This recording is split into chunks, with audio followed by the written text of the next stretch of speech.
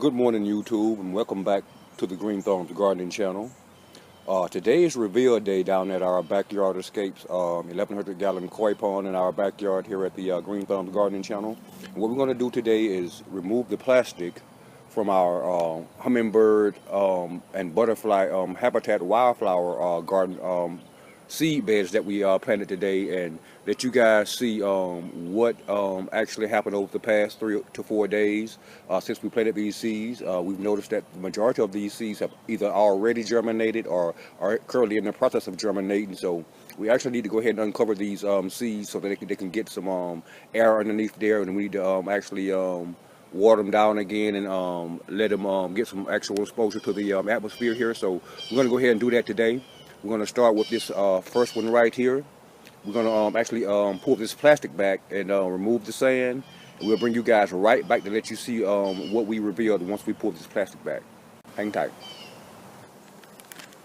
Alright guys, so here we are, and we're going to show you what happened beneath our plastic over the last several days here.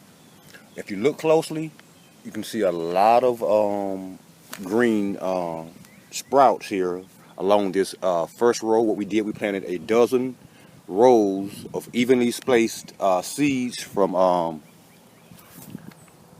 left to right down here in this particular bed here, this first bed here. And as you can see, if you look closely, you'll see those evenly spaced rows of greenery that's popped up down there. Look close, you can see they're probably good 3 to 4 inches apart down there, all the way down. Not as many have germinated on this end, but they are all coming up. You just have to look closely to see. Some of that down there is, I'll tell you guys, weeds. We didn't bother to pull up the weeds and remove a lot of the grass seeds that were down here in this bed, because we knew that these wildflowers were going to grow thick and take over everything down here anyway. So it wasn't a big deal to actually remove the weeds and the little seedlings from the grass and stuff from down here in this bed, because it won't be seen anyway, and these flowers will choke out everything that grows in this bed, so they'll be perfectly fine down here. At any rate, you can see this line here, one here, and this is the last one. As you recall from our last video, we didn't plant this end down here. We didn't plant the corners down here. We're going to use these corners to put some squirrel repellent and a few more things down here on the corners, and in a line along the front of the bed, and along the line, a line along the between the back rear of the bed and the edge of the pond, to keep squirrels out of all of these beds all the way around this pond. So we're going to go ahead and over to bed number 2, pull that plastic back, see what germinated beneath that piece of plastic, and we'll bring you guys back in a few minutes to show you what happened over there on bed number 2. Hang tight. Alright YouTube, thanks for sticking with us through this reveal as we show you guys what happened in our beds that we planted around our 1,100-gallon koi pond in our backyard for both hummingbirds and butterflies. So let's take a look at bed number 2 and see what happened over here in bed number 2. Okay guys, as you can see, bed number 2, pretty much the same scenario as bed number 1 over there on the right side, front side of the pond. Virtually every row where we planted seeds, you can see there has been seed germination, and there are seeds actually popping above the ground all the way down here. We planted the same number of rows here in bed number 2 as we did over here in bed number 1, and we're going to show you guys next what happened in bed number 3 over on the right side of the pond over there, on the left side of the pond over there, and show you what happened beneath that plastic.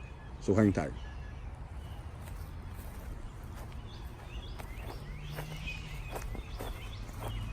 Okay guys, this is bed number 3. Bed number 3 actually gets a lot of sunlight here beneath our pond. It's actually the only side that gets pretty much direct sunlight here beneath our pond. So the seed germination process here went a lot faster than it has so far in all of the previous beds that we've already revealed. We're going to show you what we're looking like down here right now. You can see for yourself. I don't even have to point them out. This bed is pretty much full of wildflower sprouts and seedlings, all the way down, pretty much full. And we kind of expected for these seeds here in this particular area to germinate faster because again they're in full sunlight here, and they get full sunlight and full rain when it actually rains here. Although they've been covered up since we started the seed germination process, so it's actually going to rain today, so they'll get more rain than the rest of these guys. We're going to water everything down really good before we leave them down here today.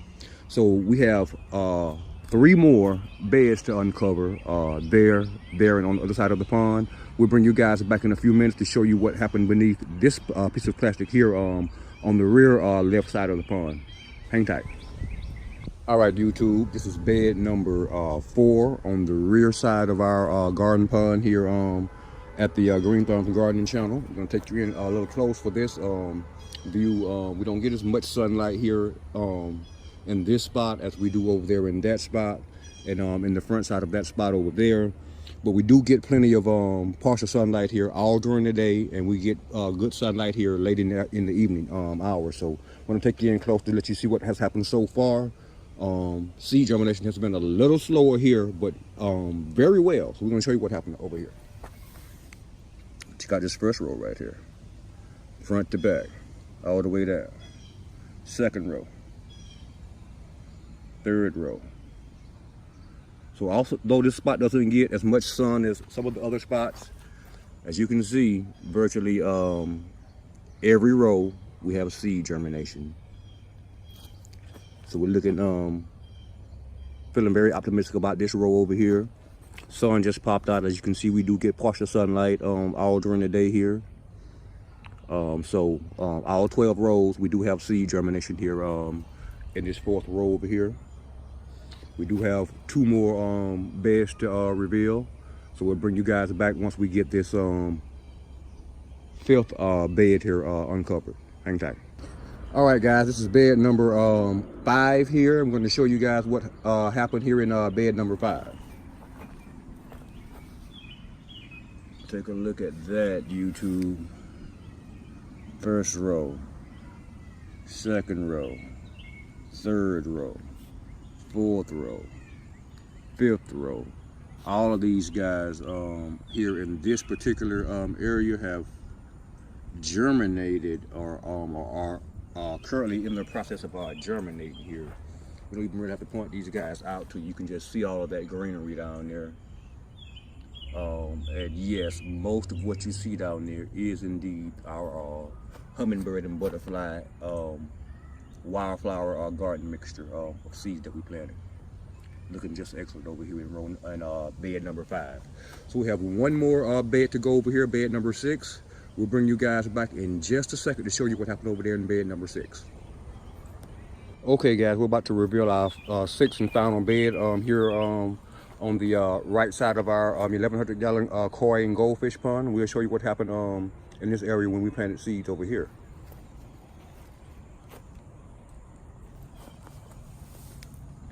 As you can see, seed germination. Every single row. All the way down, we have seed germination. Again, we have 12 rows here, as we do on all in all of the other 5 beds we have here in our garden pond area. And even though it's in the shade, this area does get partial sun for most of the day when the sun is actually out shining. It's about to rain now, so we don't have any sunlight. But as you can see, every row we have seed germination. So we're feeling real good about that. We're gonna bring you guys back. We're actually going to show you guys one more thing here before we let you guys go. What we have here in this bottle is something that I'm sure virtually everyone has in their house, in their kitchen right now. Seasonings. Now you may be asking the question, why am I out here in my flower garden with a bottle of seasoning? What the hell am I going to do with this? Actually, what we have here is a mixture of seasonings and herbs that are known squirrel repellents. We have cayenne pepper in here. We have black pepper in here. We have garlic in here. We have onion in here. We have red pepper in here. We have lemon in here. We have a lot of things that really, really, really repel squirrels. So we're going to sprinkle this down around our entire bed, even in the areas where we didn't plant on both sides.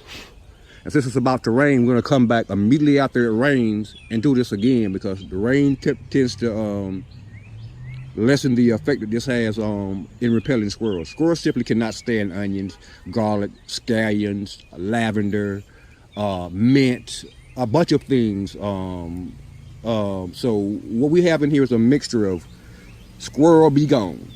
You have all these ingredients in your kitchen right now, I can guarantee you. And if you don't, there are only a couple of bucks at any grocery store, dollar store. You can find these ingredients that I mentioned earlier anywhere virtually, even at some convenience stores.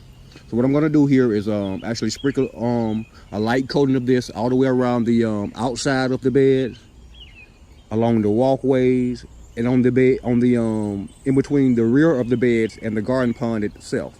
And what this would do, even birds cannot stand what's in this bottle here. So we're going to sprinkle this down there. Like I said, it's actually starting to rain now. So after the rain stops, we're going to come back and repeat this process to refreshing what we just did and keep squirrels out of our garden bed until our flowers are big enough to we won't have to worry about squirrels chewing on them. And because a lot of what's actually in our flower mixture repels squirrels too. So that's a good thing.